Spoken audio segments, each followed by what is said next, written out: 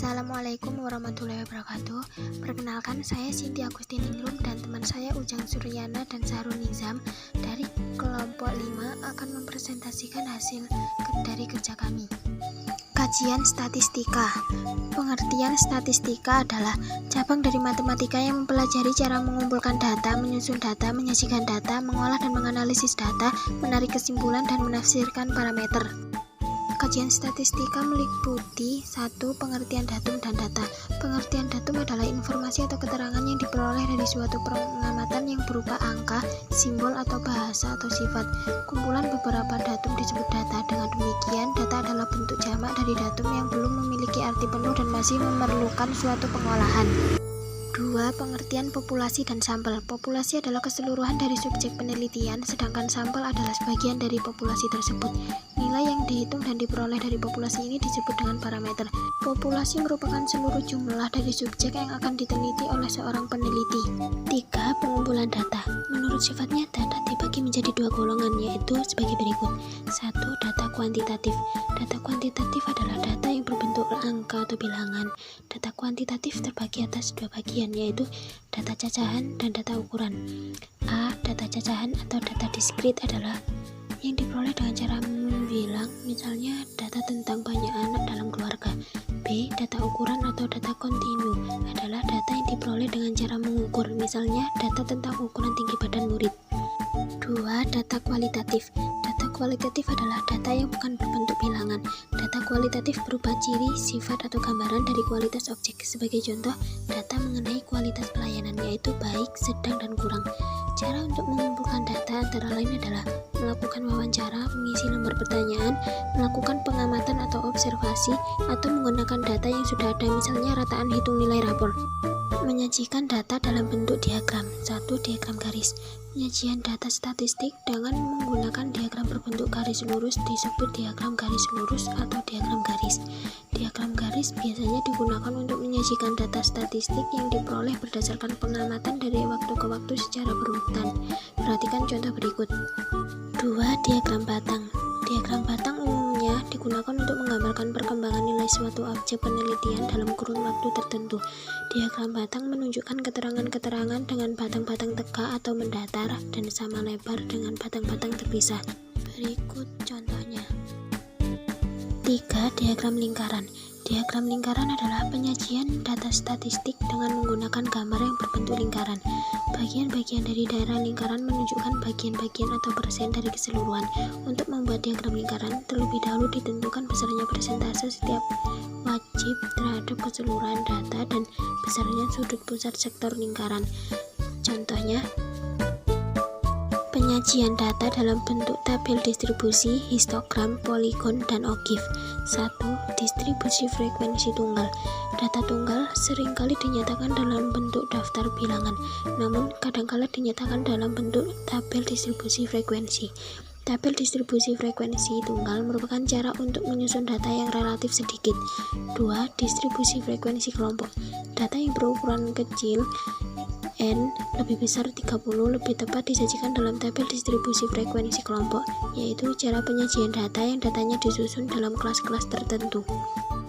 Langkah-langkah menyusun tabel distribusi frekuensi adalah sebagai berikut. 1. Menentukan jangkauan sama dengan X max dikurang X min. 2. Menentukan banyak interval atau K dengan rumus Sturges, yaitu K sama dengan 1 ditambah 3,3 log N, dengan N adalah banyak data. Banyak kelas harus merupakan bilangan bulat positif hasil pembulatan ke bawah.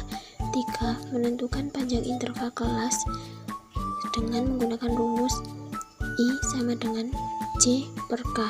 4. Menentukan batas-batas kelas. Data terkecil harus merupakan batas bawah interval kelas pertama atau data terbesar adalah batas atas interval kelas terakhir. 5. Memasukkan data ke dalam kelas-kelas yang sesuai dan menentukan nilai frekuensi setiap kelas dengan sistem turus. 3. Histogram. Dari suatu data yang diperoleh dapat disusun dalam tabel distribusi frekuensi dan disajikan dalam bentuk diagram yang disebut histogram.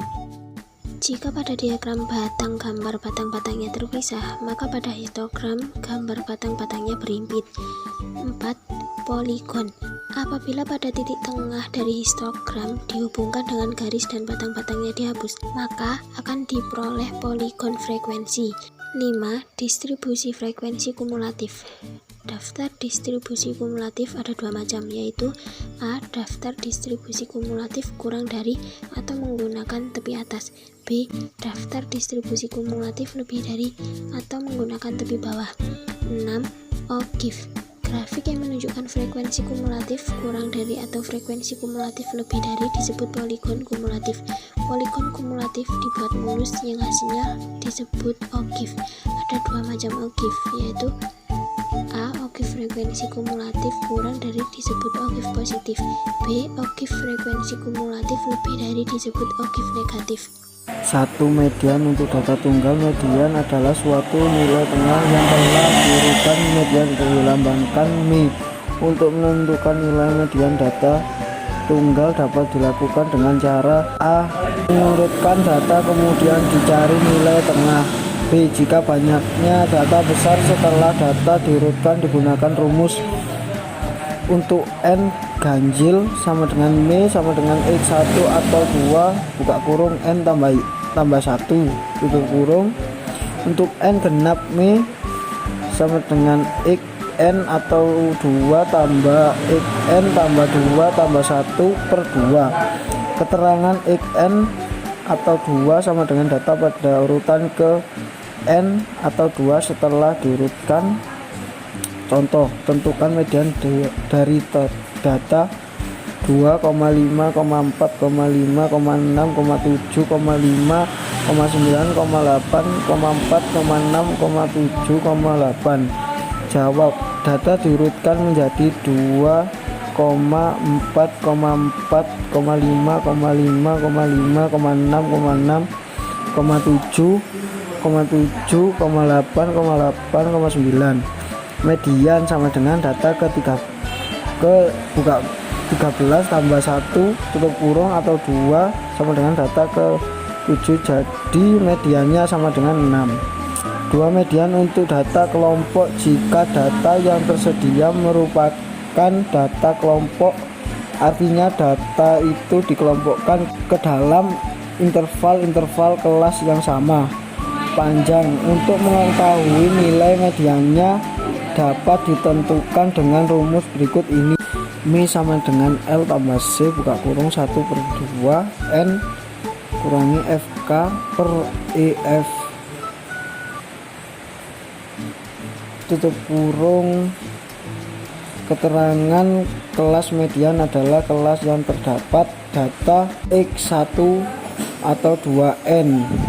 L sama dengan tapi bawah kelas median. C sama dengan lebar kelas.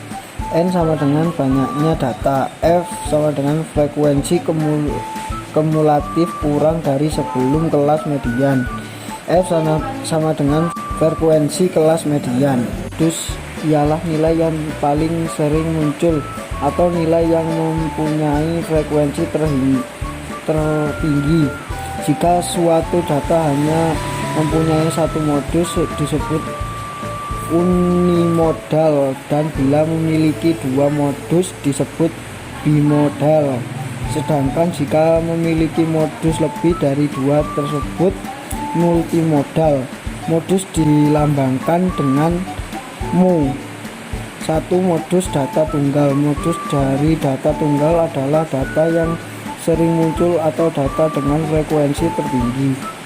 Perhatikan contoh soal berikut ini. Contoh, tentukan modus dari data di bawah ini. 2,1,4,1,1, 5,7,8,9, 5,5,10. Jawab, data sering muncul adalah 1 dan 5, jadi modusnya adalah 1 dan 5. 2. Modus data kelompok. Modus data kelompok dirumuskan sebagai berikut. MO sama dengan L tambah 2 tambah buka kurung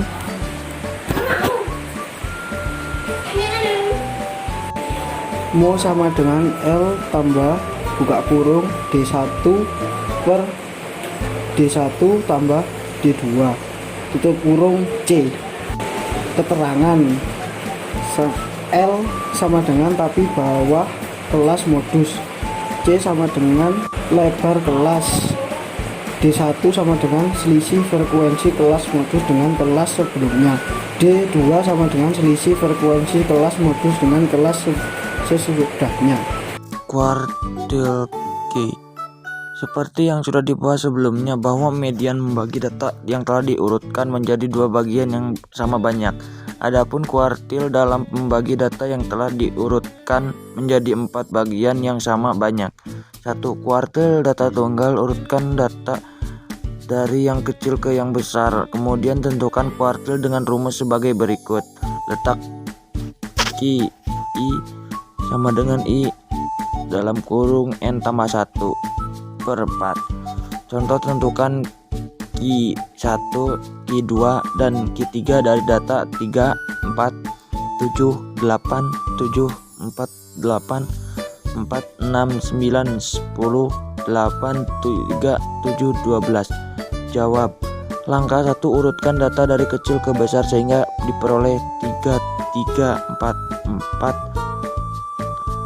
4, 6, 7, 7, 7, 8, 8, 8, 9, 10, 12. 1 dalam kurung 15 tambah 1. Langkah 2, letak data Q sama dengan 4. Jadi Q1 terletak pada data ke-4 yaitu 4. Langkah 3, letak data Q2 sama dengan 2 dalam kurung 15 tambah 1 sama dengan 8.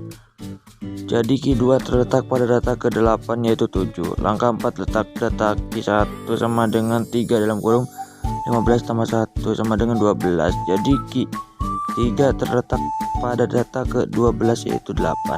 Kuartil 2, data kelompok. Nilai kuartil dirumuskan sebagai berikut. Q1 sama dengan L tambah dalam kurung I bagi 4 N FK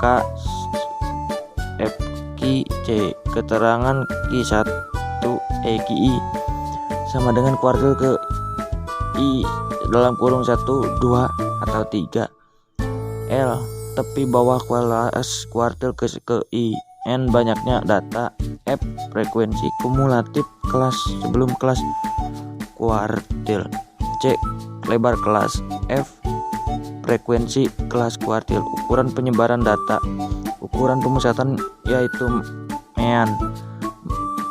median dan modus merupakan informasi yang memberikan penjelasan kecenderungan data sebagai wakil dari beberapa data yang ada. Adapun ukuran penyebaran data memberikan gambaran seberapa besar data menyebar dari titik-titik pemusatan. 1. Jangkauan atau range. Ukuran penyebaran yang paling sederhana dalam kurung kasar adalah jangkauan range atau rentangan nilai, yaitu selisih antara data terbesar dan data terkecil. Range 1. Range data tunggal. Untuk range data tunggal dirumuskan dengan R sama dengan X max X min. Contoh, tentukan range dari data di bawah ini: 6, 7, 3, 4, 8, 3, 7, 6, 10, 15, 20. Jawab. Dari data di atas diperoleh X max sama dengan 20 dan X min sama dengan 3. Jadi R sama dengan X max kurang X min sama dengan 20 kurang 3 sama dengan 17. 2.